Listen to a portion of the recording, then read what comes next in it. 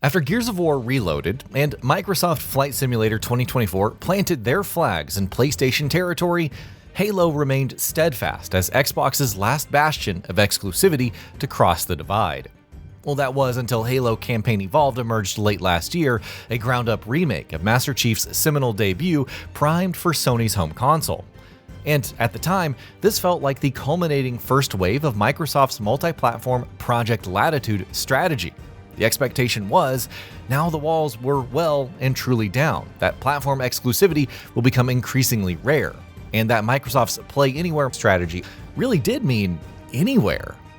Fast forward 3 months, and Xbox's new CEO, Asha Sharma, draws a new battle line.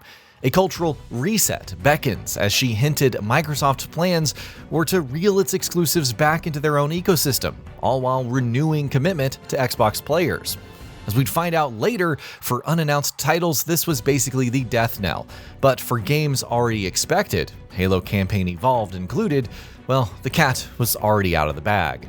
Microsoft don't plan to walk this one back, appeasing many a PS5 owner. You see, Master Chief on PlayStation is historically significant, whichever way you look at it. The face of Xbox, who helped establish the platform's legitimacy, soon to be playable on its fiercest rival.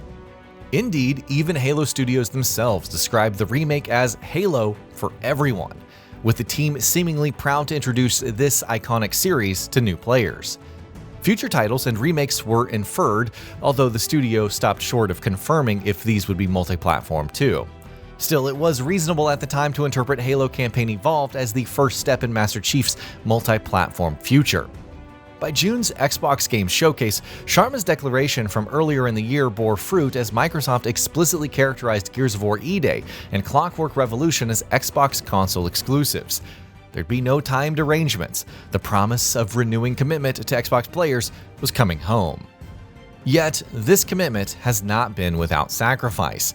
Less than a month after Xbox Game Showcase, Microsoft began brutally downscaling its Xbox division, with first-party studios behind Avowed, plus unreleased titles Senua and State of Decay 3 affected.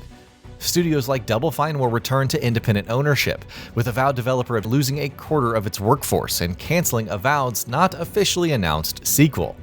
They've confirmed work on a new Fallout, however, which should see the light of day given Sharma's comments following the mass layoffs.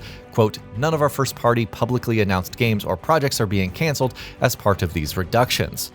Hopefully, this statement remains the case. To put it mildly, this is a difficult time for game developers. Yet Xbox still plans to double down on exclusive games while exploring avenues for growth throughout its ecosystem. The hope is this year-long restructuring, where 20% of the division's workforce is being let go, is the sledgehammer needed to steady the ship. Once the dust settles, it seems Microsoft plans to add even more exclusive titles to its platforms. We don't have any confirmation yet as to which games this plan includes. Obsidian's upcoming Fallout game, the next Elder Scrolls. What about those future Halo titles Halo Studios previously said were for, well, everyone? Less than a year ago, Microsoft was pushing their games into as many hands as possible, other platform players included. And now CEO Sharma is pursuing ecosystem growth. Xbox's aim is to give you an unmissable reason to buy their hardware. Yet given the memory crisis currently strangleholding RAM production, buying consoles is going to become exorbitantly expensive. Now, of course, this isn't a problem that is exclusive to Microsoft. Sony arguably has the larger bank of platform-exclusive sellers despite the waning goodwill of its PS4 era in response to lengthy development times and future eradication of physical releases. But, say Xbox continues to release Halo on PlayStation beyond Campaign Evolved, what would Microsoft be evaluating to arrive at that decision? Well, unit sales and revenue for one, but the number of new Halo players, cross-platform co-op participation, and whether PS5 sales cannibalize Xbox's sales too. Performing well on the PS5 might convince Microsoft that the series is too valuable to restrict to its own ecosystem, but conversely, it could demonstrate that Xbox needs a series like Halo to push exclusivity onto its own platforms. What could happen is what is expected to occur through Minecraft developer Mo Yang's reshaped relationship with Xbox. In short, fun, exclusive integrations between Minecraft and Xbox consoles, with Microsoft possibly leveraging Minecraft's popularity to market their next console.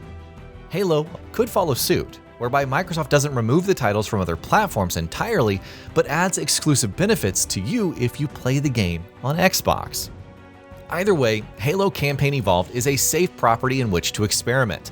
It's a remake of a 25-year-old game, yes, but one with a cultural impact significant enough to occupy the peripheral vision of any console gamer, whether they've played the original title or not. What could the result of this experiment be? Well, the game, in all likelihood, will sell well, creating the possibility that PlayStation's positive Halo reception will be weaponized for its continuation on Xbox and PC.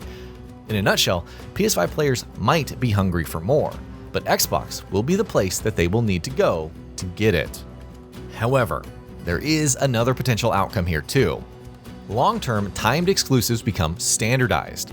Starfield, for instance, spent 2.5 years as an exclusive, although there is debate as to how influential Bethesda's spacefaring adventure would be to Microsoft's strategic U-turn, well, had that been 100% exclusive. Forza Horizon 5 is another example, coming some 4 years after initial release to PlayStation, and purportedly selling well enough to greenlight Forza Horizon 6 on the platform, albeit 6 months down the line. The question for Halo on PS5 is this: would a 4-year exclusivity layover convince enough players to jump ship to Xbox, or does Microsoft need to develop numerous platform-exclusive titles? Remember, Xbox plans to double down on exclusives to foster ecosystem growth, and it seems like Halo will be part of this strategy. But if there was a lengthy exclusivity period, with other core features such as Campaign Evolved's notably absent multiplayer component never coming to platforms outside of Microsoft, then the chances of PS5 players also buying into Microsoft increases. Yet, of course, Campaign Evolved could remain a genuine one-off, but given the complexity of Microsoft's restructuring, that outcome appears a little too basic. The reality is Xbox is still stuck between being a platform holder and a publisher. They want the revenue of selling to PlayStation's audience, but they need to bring back some identity to their own hardware. While this feature mentions other properties, Gears of War, Minecraft, Halo is arguably the company's most evocative series and thus its most potent exclusive. If you are a PlayStation player, you need to hedge your expectations. While the future is not clear-cut, any presumption that every Halo title following Campaign Evolved needs to be tempered with some caution. Yes, Halo arriving on PS5 is an extraordinary moment, but given Xbox's planned resurgence, driven by renewed emphasis on platform exclusivity, it seems likely that Halo Campaign Evolved will be the first and only Halo title ever to cross the divide. And that'll be about it for this one. If you guys like what we're doing at GamingBolt, please consider subscribing to our channel, and I'll see you guys on the next video.